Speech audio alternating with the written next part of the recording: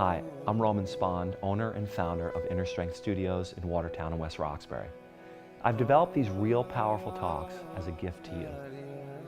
How many times after one of our classes have you felt centered, grounded, really great, just to have it all go to pieces the next day when we enter back into those patterns of life, of stress, of work? These real powerful talks are going to be helpful when you can't get to class. But you know that by just simply breathing, it'll help to get you over the edge of the challenge that you're currently experiencing. So many of you have expressed how the practice of yoga has changed and shifted the quality of life for the positive. I'm here to tell you it's not just because of the physical work you do, but it's because of three basic points. The physical is a huge piece, how you hold your body, how you breathe. It really makes a difference.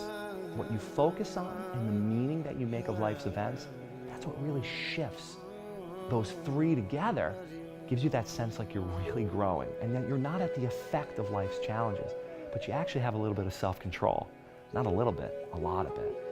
Each and every one of our yoga classes here at Inner Strength has as its intention those 3 points. We begin by posturing your physical body and turning your attention away from the grand scheme in the mind and onto your physical body and into your breath. We focus your attention, and in that moment, you realize that you do have focus, you are aware, and that you actually can focus it. In each and every one of our yoga classes, my teachers and I also offer the rich tradition of the teachings of yoga.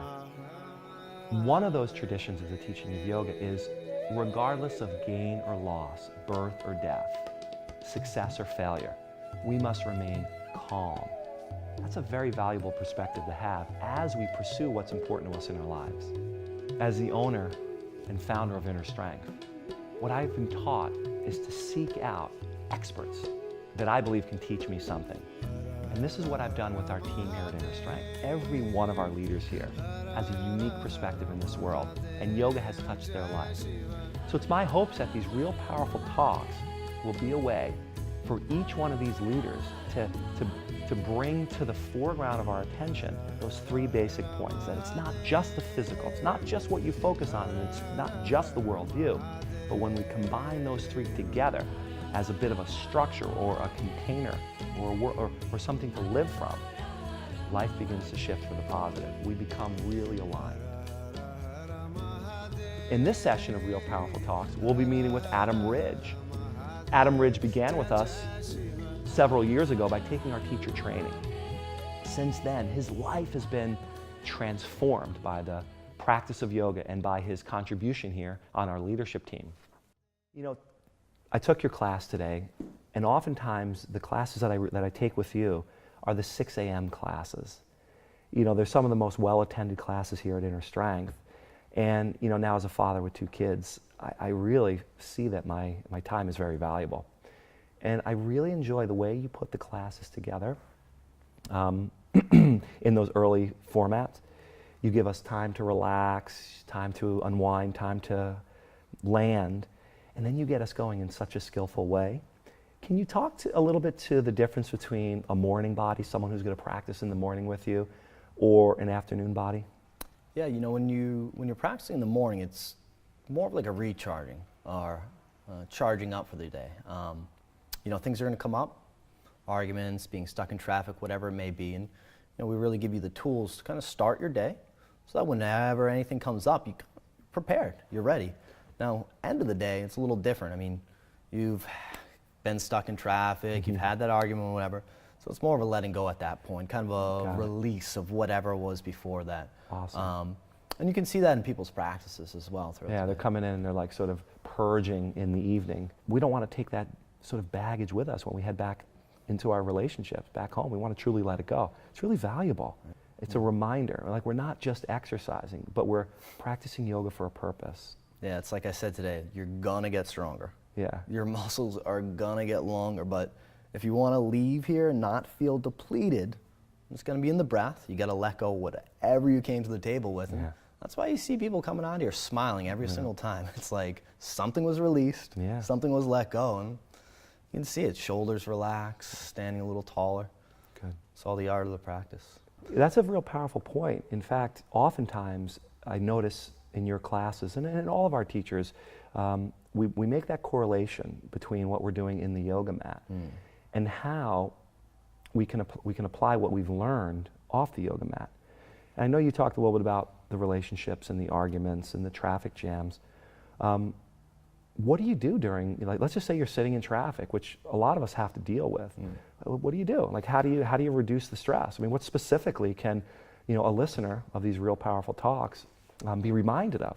Yeah, well, I used to tell the joke, take your bind, and you might not end up in a bind, out in traffic or at work.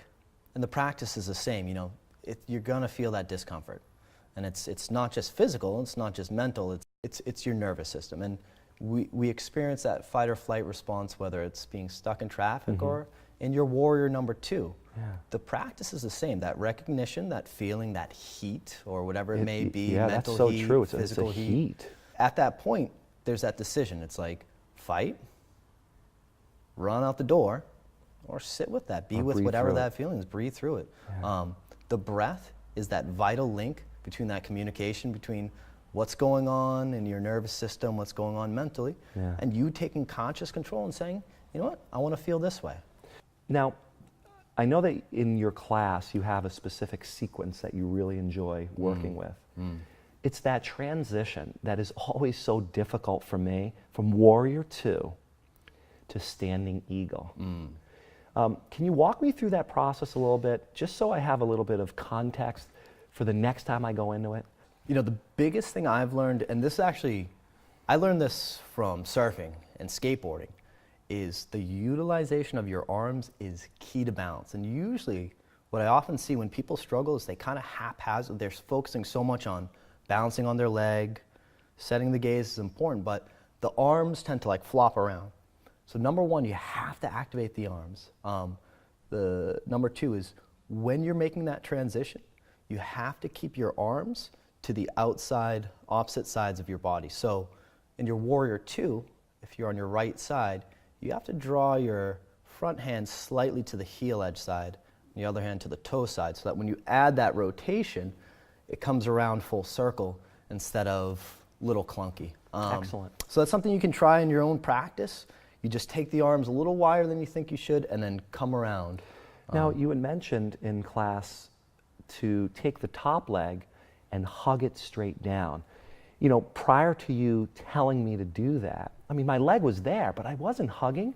And when you did, I felt more of a connection to the ground. Can you explain a little bit more why that's important? The biggest thing, that I've learned from this specific practice, because I had been practicing different styles before, was the integration of your muscles. As soon as you begin to activate those muscles, they don't have a chance to... When you say integration, what do you mean? So it would be to, that squeezing in that you were feeling, that the grounding hugging down. sense. Okay, so that would be integration. Got it. Yeah, you're utilizing muscles that otherwise they're not activated. And when the muscles aren't activated, there's less of a chance that they're going to hold you firm and feel that groundedness. Okay.